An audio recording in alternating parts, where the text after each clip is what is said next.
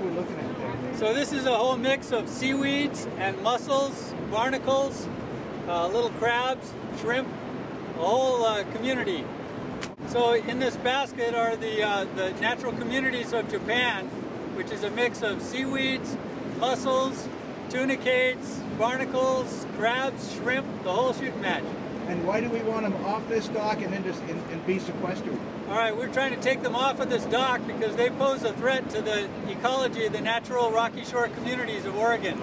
We would like to make sure that our communities are made up of native species. These are non-native species that have a high potential to become established and colonize on our shore.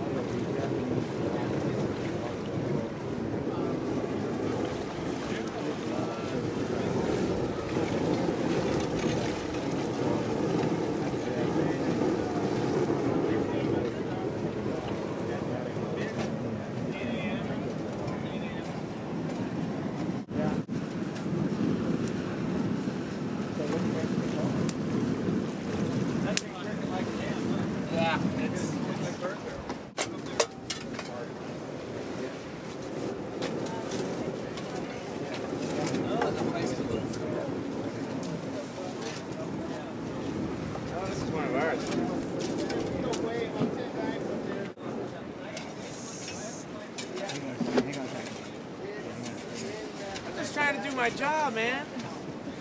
Keep holding it there.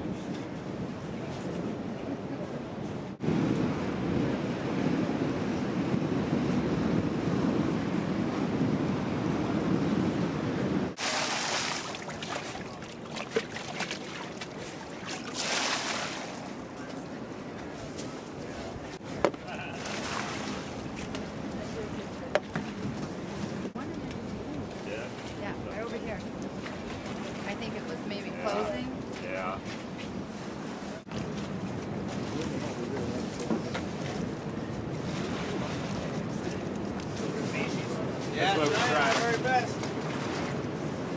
Trying our very best. Yeah. Really?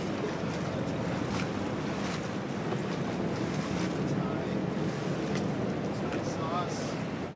Well, I see. I don't understand why. Aren't they trapping these mussels? Yeah, they are. The radioactivity is released. Oh, it was still probably floating around out there. I'm not going to eat it. Yeah. No, I'll buy my pen too. Yeah, exactly. You know. Okay, that's perfect. We've just been tipping it in. That's the other alternative.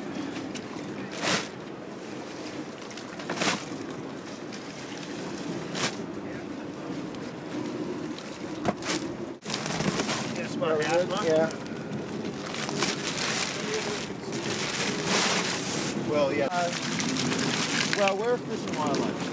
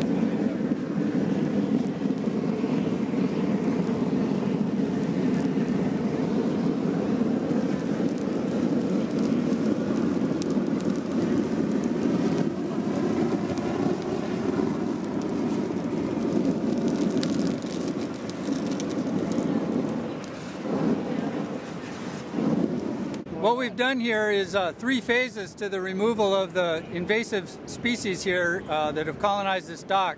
First, we took samples yesterday to identify which species, and that confirmed that they're all non-natives from Japan. Second, the largest effort that you saw here was physically removing the living biomass. And then the third, final phase is to scorch it, to burn off any of those microscopic organisms or any of the real small ones that might have escaped our coarse scale scraping and bagging. So the burning is strictly to kill it off at the final level. Is this something unique to this particular operation, or is this a standard operating procedure? Well, the control of invasive species is kind of, you have to adapt it to what the surface is. So in a situation like this, because it was cement, it was flat, that allowed us to scrape. The burning is a good technique to get into the cracks and crevices where the scraping is ineffective. So the threat here, if we didn't do this, is that some of these animals may become established along the shoreline of Yaquina Head, or perhaps along the jetties down at the entry into Newport. And if they became established, they may be viable populations that could outcompete or really screw up the ecology of our local species here. It's amazing, and it's a piece of history, and it's kind of sad. It's bittersweet, kind of.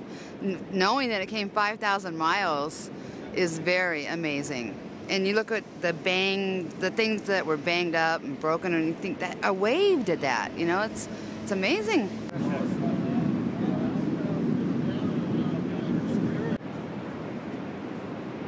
That is awesome. I can't believe this thing that weighs, what, 65 tons of concrete and steel could make it that 5,000 miles over here from Japan. That's unreal. All the people, that lost their lives, and it's just horrible.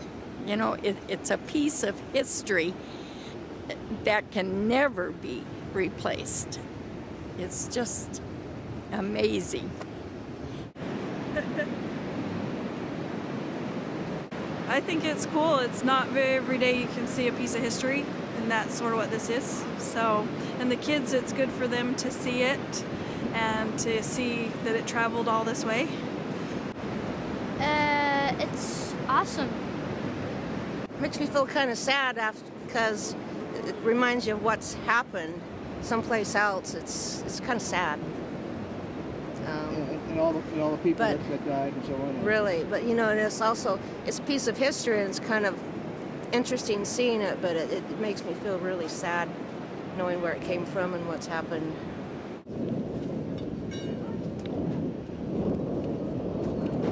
Get here. Why is there 3 of them, huh? I don't know. I think it might be just a wear plate. May not be any access in there, but we'll find out. Which company has been down, though? Any other salvagers? Oh, salvage? No. Okay. I thought you meant... Nothing, kid. The wear plate. They had a little excavator sitting on there.